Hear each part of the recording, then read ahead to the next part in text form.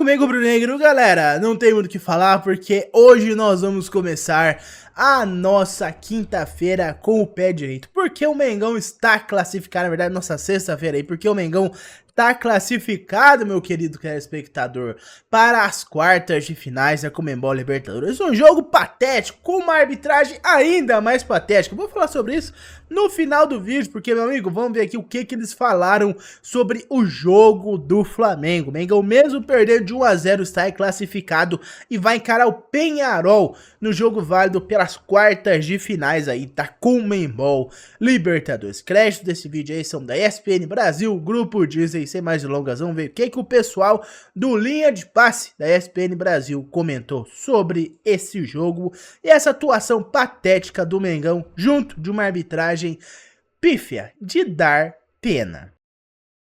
O Flamengo tomou pressão, teve seus momentos também, poderia ter resolvido a partida, porque o time do Bolívar não é tudo isso, né? Convenhamos, mas eu pergunto para vocês aqui, meus queridos, hoje temos aqui no nosso Linha de Passe Vitor Birner, certo? Certo. Pedro Almeida. Presente. Jean Oddi e Leonardo Bertozzi. Foi mais difícil do que se pensava ou foi dentro do imaginado esse confronto para o Flamengo? Acho que é mais fácil ainda. Tudo bem. Pedro, aos fãs e às fãs do esporte. Tem muito a ver com a altitude, óbvio, o andamento do jogo.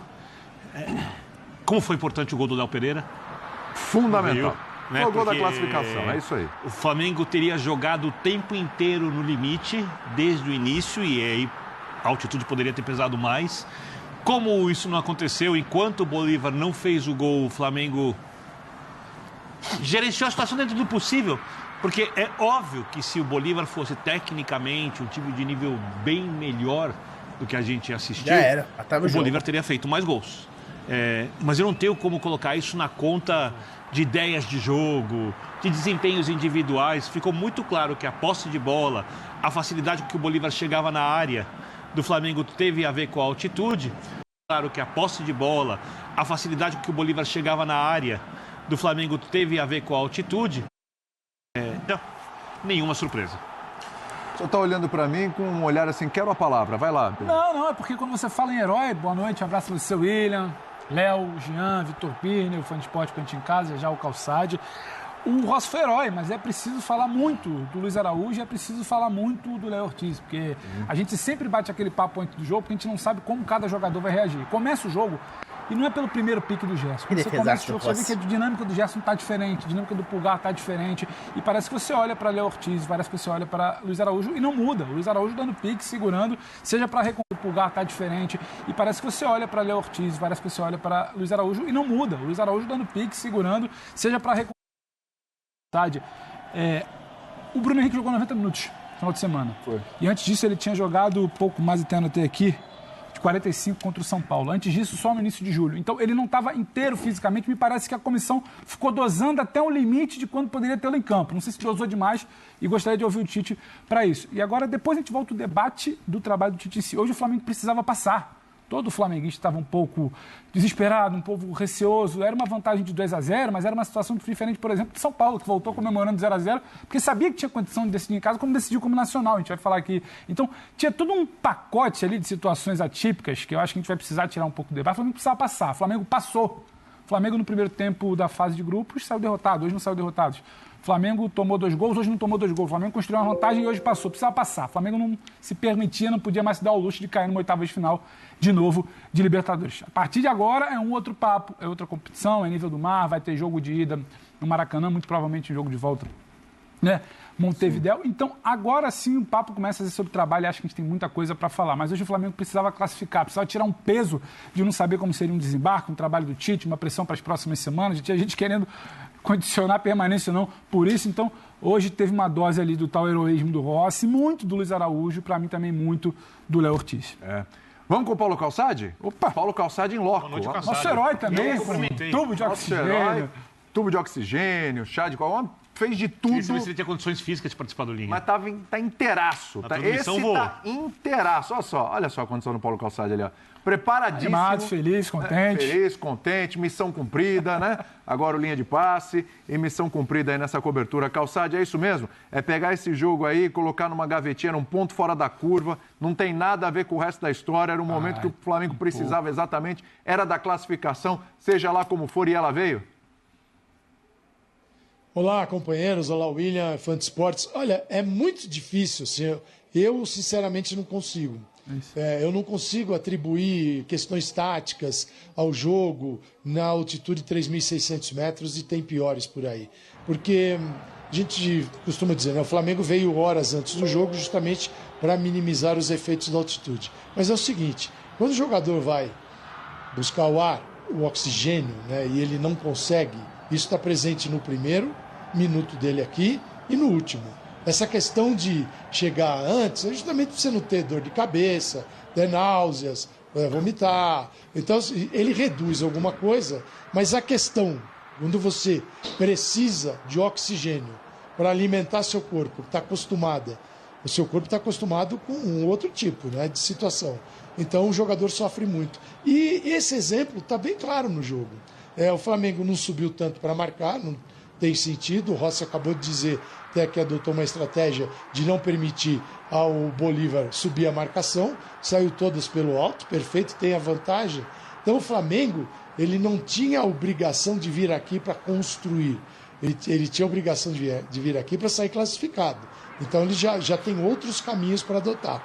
E aí, olhando para o jogo, o meio de campo do Flamengo não conseguia pressionar o jogador da bola, porque aí você vai ter que tirar o Pulgar diferente da frente da defesa, vai tirar o Léo Ortiz e os retornos vão ser mais lentos. Então o Flamengo ficava bem posicionado com as duas linhas próximas, tanto que essa dificuldade que vai se avolumando, ela cresce no segundo tempo. Quando entra o Henry Vaca, camisa... o Vaca entrou com que número? Deixa eu ver, 27. Ele vem pelo lado e manda ver. Ele começa a criar situações. Então é um time que ele tem seus limites, mas quando joga aqui a altitude é realmente uma grande aliada. Então eu não consigo criticar o Flamengo, falar isso aqui estava errado, isso aqui não aconteceu, porque você olhava para o campo todo, e aí estando aqui, é a vantagem de estar aqui, você percebe o jogador que ele está ali, assim, voltando, mas nas últimas. Realmente é uma vitória do Flamengo, sem sair com os 3 pontos do jogo, mas no mata-mata isso é possível. É possível vencer sem ganhar o jogo. E hoje o Flamengo venceu sem ganhar o jogo. Mas é muito difícil. A altitude não é uma miragem, uma bobagem. A altitude, ela é real. Tem gente que sente mais, tem gente que sente menos. Por exemplo, eu aqui do nosso time, eu senti um pouquinho mais do que o Vogel, por exemplo. Então não foi. Essa noite passada aqui não foi fácil. Dor de cabeça, você não se sente bem. Defesaço, Rossi, hein? Então, eu respeito o que o Flamengo conseguiu fazer aqui hoje. Muito bem. A gente vai ouvir o Fabrício Bruno agora, zagueiro do Flamengo. Já eu volto com o Jean Oddi, com o Bertozzi. Vamos rodar aqui e analisar essa classificação do Flamengo. Excelente partida dele, hein? Excelente partida. Flamengo que vai pegar o Peñarol nas quartas de final. Vamos ouvir o Fabrício Bruno. Decide fora. Eu acho que vir jogar aqui não é fácil. A gente fez um grande jogo em casa, eles foram lá, propôs-se a defender, conseguiram tirar o máximo de gol que a gente poderia fazer em casa. E Libertadores é isso, é saber jogar o jogo, é dançar conforme a música. A gente sabia que tinha 2 gols de vantagem, mas não poderia, de maneira alguma, ficar abaixando linha. Então diante de todas as dificuldades que a gente tem passando a temporada, as inúmeras lesões que a gente vem sofrendo, vim aqui hoje, e mesmo com a derrota, conquistar uma classificação que nos dá tranquilidade agora para os reforços que estão para chegar. A gente conseguir inscrever e se tornar nosso grupo cada vez mais forte, e os caras e os nossos amigos que estão machucados se recuperar e a gente fazer uma grande quarta de final da Libertadores e na sequência da temporada. Tô vendo que você tá bem ofegante, a zaga sofreu bastante no jogo, né? Vocês foram realmente bombardeados. Mas é para isso que a gente que estamos aqui no Flamengo, é para ajudar, é para se dedicar e se entregar ao máximo. É um prazer estar nesse clube. Jogar aqui é sempre difícil e a gente vai precisar baixar a linha, é inevitável. O mais importante de tudo é sair daqui com a classificação. Obrigada. Vem pra cima, mas seguramos bem ali, o importante é a classificação. Tô vendo que você tá passando bastante a mão no rosto, você tá com dor de cabeça ainda, vocês estão sentindo isso mesmo? Pô, tô com muita dor de cabeça, mas Flamengo, eu fui no meu máximo. Inclusive ali também, quando eu levantei um pouco o pé, senti um pouquinho a posterior, mas acho que foi mais cãibra. Mas fomos na raça, desgaste, parabenizar o grupo. Perdemos o jogo, mas não é fácil. É difícil, é sinistro jogar aqui. Só quem passa que sabe dizer. Vamos falar que a gente perdeu, mas estamos classificados, isso que importa. Obrigada, Gerson.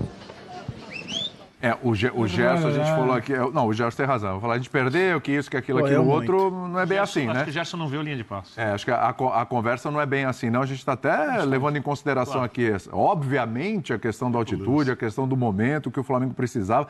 E não é só altitude. O Flamengo tinha uma questão de desfalques importantes, pesadíssimos, tem jogadores.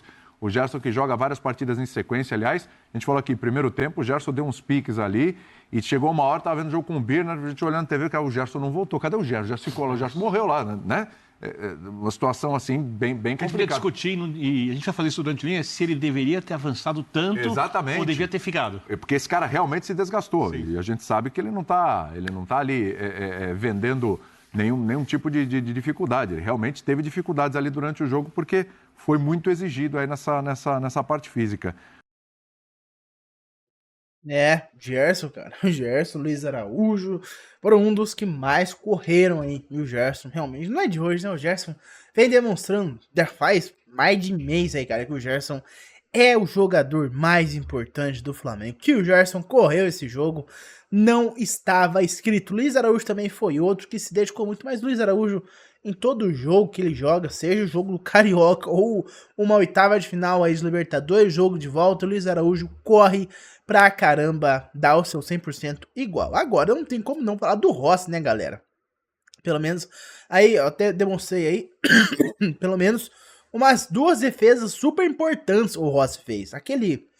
O gol não tinha como fazer, era cara a cara com o cabeceador, não tinha o que o Rossi fazer, né? Ele quase defendeu aquela bola, inclusive, mas ele fez umas 2 defesas aí, principalmente aquela pancada que o cara deu, que ia pro gol, e aquele cabeceio que tava quase no cantinho que o Rossi pegou, pulou, conseguiu encaixar. Cara, o Rossi, sem dúvida nenhuma, é o jogador mais importante do jogo, bota a classificação do Mengão na conta do Carolino, que fez o segundo gol no finalzinho do jogo no Maracanã, e do Rossi, que agarrou muito esse jogo. O Rossi foi o herói do jogo, sem dúvida alguma. Mas por enquanto foi isso. Muito obrigado por ter ouvido até aqui. Deixe seu like, se inscreve no canal e também aciona o sino de notificação. Eu vejo vocês no próximo vídeo. Um abraço a todos e até mais. Vamos, Flamengo!